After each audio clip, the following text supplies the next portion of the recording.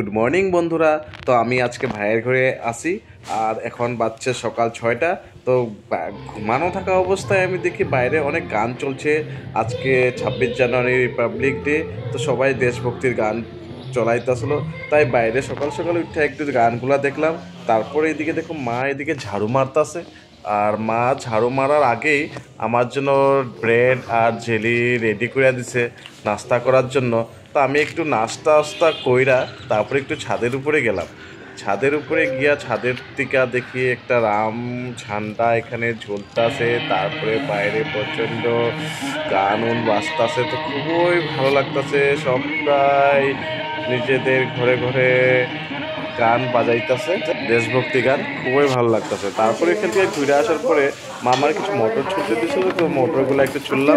তারপরে মা আবার বানাইতেছিল এখানে কিছু চাউমিন, ফুলকপি আরও কিছু কিছু দিয়া। তো আমি আর মা মিল্লা এগুলা খাইলাম। খাওয়ার পরে মা স্নান করে তারপরে ঠাকুর পূজা দিল একটু। ঠাকুর পূজা দেওয়ার পর এখানে ঠাকুর পূজা দিতেছে। তারপরে আমি গেছিলাম বাজারে, বাজার থেকে একটু সবজি নিয়ে আসলাম। তখন হয়ে গেছে সন্ধ্যা, প্রায় সন্ধ্যার সময়। সবজি নিয়ে আসা একটু বয়েল করলাম।